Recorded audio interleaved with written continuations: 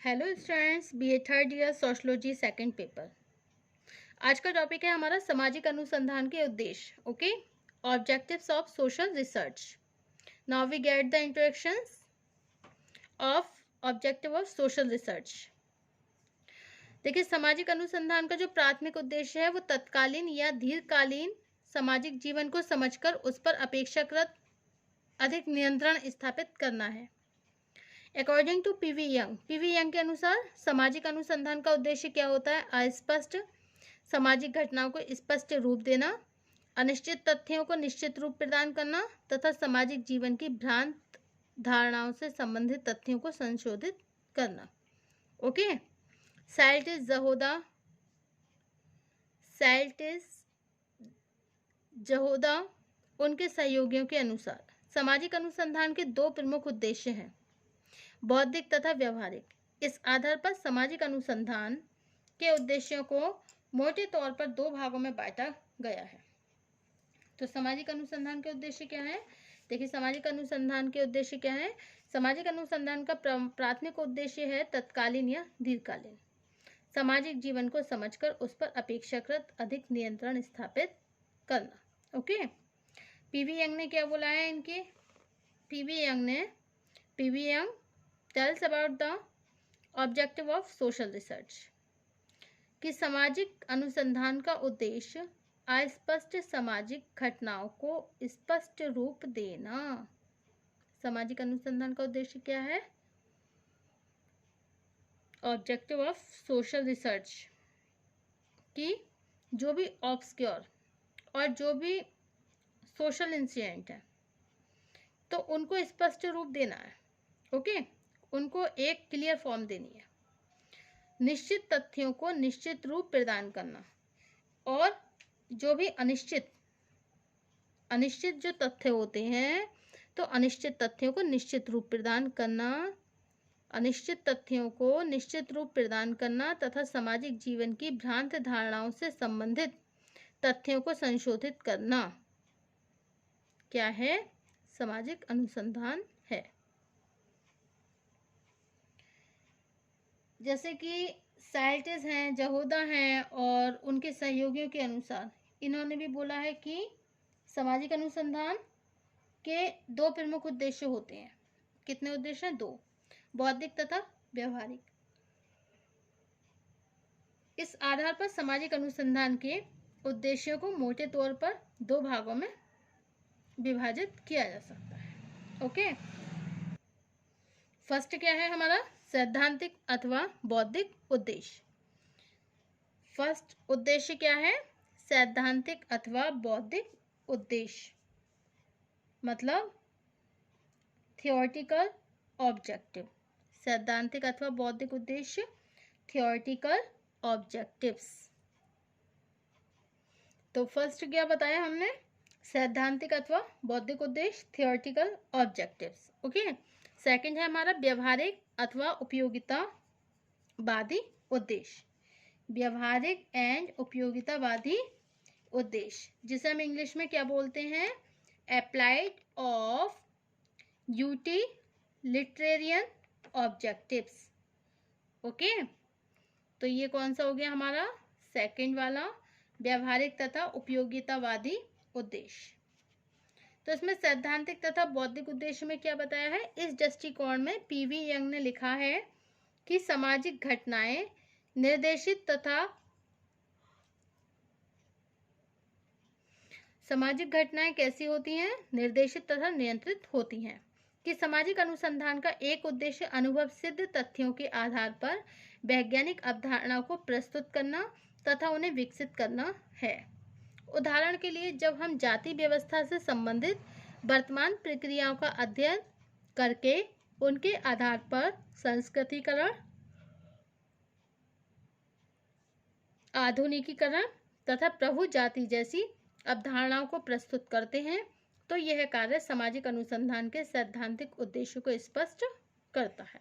Okay, तो सैद्धांतिक और बौद्धिक उद्देश्य में क्या आता है? देखिए, पीवी यंग ने क्या लिखा है कि सामाजिक घटना निर्देशित तथा नियंत्रित होती हैं।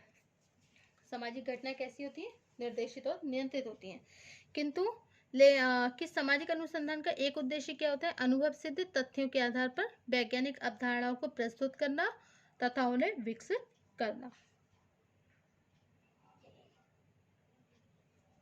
उदाहरण के लिए, जब हम जाति व्यवस्था से संबंधित वर्तमान प्रक्रियाओं का अध्ययन करके उनके आधार पर संस्कृतिकरण, आधुनिकीकरण तथा प्रभु जाति जैसी अवधारणाओं को प्रस्तुत करते हैं, तो यह कार्य सामाजिक अनुसंधान के सैद्धांतिक उद्देश्यों को स्पष्ट करता है। सेकंड पॉइंट क्या है आपका? व्यवहारिक अथवा उपयोगितावादी उद्देश्य। व्यवहारिक तथा उपयोगितावादी उद्देश्य, इसमें क्या बताया है? व्यवहारिक तथा उपयोगितावादी उद्देश्य में क्या आता है हमारा? तो देखिए, व्यवहारिक तथा उपयोगितावादी उद्देश्य के बारे में अकॉर्डिंग टू R.L. एकॉफ के अनुसार, एकॉफ ने बताई है, एकॉफ ने बोला है व्यवहारिक तथा उपयोगितावादी उद्देश्य के बारे में कि जो व्यक्ति अनुसंधान से प्राप्त निष्कर्षों को अपने तक सीमित रखता है, जो व्यक्ति अनुसंधान से प्राप्त निष्कर्षों को अपने तक सीमित रखता है, वह वास्तव में वैज्ञानिक नहीं होता। वह वास्तव में वैज्ञानिक नहीं होता। विज्ञान अनिवार्य रूप से सार्वजनिक होता है। इसका तात्पर्य है कि वैज्ञानिक ज्ञान केवल तभी सार्थक हो सकता है जब यह उपयोगितावादी हो अथवा इससे दूसरे लोग लाभ उठा सकें। आधुनिक समय में जबकि सामाजिक परिवर्तन की तीव्रता के कारण अधिकांश समाजों में विघटनकारी प्रक्रियाएं क्रियाशील हो रही हैं।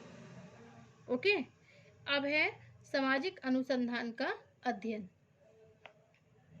सामाजिक अनुसंधान का अध्ययन क्षेत्र, scope of the social research. Okay, अब क्या है नेक्स्ट पॉइंट हमारा? Scope of social research. तो सामाजिक अनुसंधान का अध्ययन क्षेत्र, scope of the social research. देखिए, सामाजिक अनुसंधान अथवा सामाजिक अनुसंधान की प्रकृति का अध्ययन करते समय एक मुख्य प्रश्न ये उठता है कि सामाजिक अनुसंधान का अध्ययन क्षेत्र आखिर क्या है अथवा यह सामाजिक अनुसंधान किन विषयों के अध्ययन से संबंधित है। एक और कुछ विद्वान यह कहते हैं कि सामाजिक अनुसंधान का जो अध्ययन क्षेत्र है संपूर्ण सामाजिक जीवन तथा सामाजिक प्रक्रियाओं तक विस्तृत है, जबकि अनेक दूसरे विद्वानों ने इसे कई विशेष भागों में वर्गीकृत किया है। जैसे कि कॉल पियर्सन ने कहा है कि सामाजिक अध्ययन का क्षेत्र वास्तव में असीमित है, इससे संबंधित विशेष सामग्री भी अनंत है। इसका तात्पर्य है कि प्रत्येक सामाजिक घटना, सामाजिक जीवन का प्रत्येक पक्ष, अतीत तथा वर्तमान का प्रत्येक स्तर सामाजिक अनुसंधान के लिए एक नवीन विषय सामग्री प्रस्तुत करता है। ओके, फर्स्ट पॉइंट क्या है इसमें? सामाजिक जीवन की संरचना तथा प्रक्रियाओं से संबंधित अनुसंधान। Researches related to the structure and the function of social life. क्या है? फर्स्ट है आपका सामाजिक जीवन की संरचना, प्रक्रियाओं से संबंधित अनुसंधान, मतलब researches related to the structure and functions of social life. इस श्रेणी के अंतर्गत वे सभी अनुसंधान कार्य आते हैं जिनका संबंध सामाजिक जीवन की संरचना को बनाने वाली विभिन्न इकाइयों तथा उनके विभिन्न प्रकारों से है। ऐसे अनुसंधान का उद्देश्य किन्हीं विशेष समूह, समुदाय अथवा संस्थाओं की संरचना का अध्ययन करना होता है। नेक्स्ट पॉइंट है आपका नए सिद्धांतों के प्रतिपादन से संबंधित अनुसंधान। नए सिद्धांतों के नए सिद्धांतों के प्रतिपादन से संबंधित अनुसंधान, जिसे इंग्लिश में क्या बोलते हैं? Researches related to new principles. Researches related to new principles. देखिए, सामाजिक अनुसंधान का क्षेत्र उन विषयों के अध्ययन से भी संबंधित है जिनकी सहायता से अध्ययन के नए नए आयामों को ढूंढा जा सके तथा नए सिद्धांतों का प्रतिपादन किया जा सके। इस प्रकार के अनुसंधान कार्य मुख्यतः अनुभव सिद्ध तथ्यों पर आधारित होते हैं तथा उनका उद्देश्य किसी विषय से संबंधित भावी प्रवृत्तियों को ज्ञात करना होता है। उदाहरण के लिए, भारत में जेल सुधार, बाल अपराध, अपराधी व्यवहारों, परिवार व्यवस्था, अंतर्जातीय विवाहों, आधुनिकीकरण से संबंधित प्रवृत्तियों तथा पुनर्वास से संबंधित जो अनुसंधान कार्य किए गए हैं उनमें से अधिकांश अनुसंधान कार्यों का उद्देश्य नए सिद्धांतों का प्रतिपादन करके यह ज्ञात करना है कि कुछ विशेष प्रक्रियाएं अथवा प्रयत्न भविष्य में एक विशेष सामाजिक व्यवस्था को किस प्रकार प्रभावित करेंगे। वास्तविकता यह है कि ऐसे अनुसंधान कार्यों का क्षेत्र तुलनात्मक रूप से अधिक व्यापक होता है तथा इनके लिए एक गहन अंतर्दृष्टि की आवश्यकता होती है।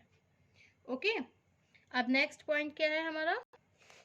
नेक्स्ट पॉइंट है हमारा पुराने सिद्धांतों के सत्यापन से संबंधित अनुसंधान। पुराने सिद्धांतों के सत्यापन से संबंधित अनुसंधान, इसमें क्या बताया है, जिसे हम इंग्लिश में क्या बोलते हैं? Researches related to the verification of old theories. पुराने सिद्धांतों के सत्यापन से संबंधित अनुसंधान को इंग्लिश में हम क्या बोलते हैं? Researches related to the verification of old theories. सामाजिक अनुसंधान के द्वारा केवल नए सिद्धांतों का प्रतिपादन नहीं किया जा सकता, बल्कि इसके द्वारा कभी कभी पुराने सिद्धांतों की भी जांच की जाती है। सच यह है कि सामाजिक अनुसंधान के द्वारा प्रस्तुत किया गया कोई भी नियम पूर्णतः स्थिर और अंतिम नहीं होता। जब कभी भी सामाजिक दशाओं में परिवर्तन होता है तब पूर्व निर्धारित सिद्धांत भी उपयोगी नहीं रह जाते।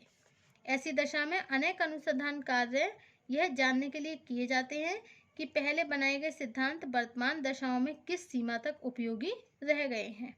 उदाहरण के लिए स्टीनले हॉल ने बोला है कि कुछ समय पहले ये सिद्धांत प्रस्तुत किया कि किशोरावस्था में प्रत्येक व्यक्ति को तनाव और तूफान की दशा से गुजरना पड़ता है।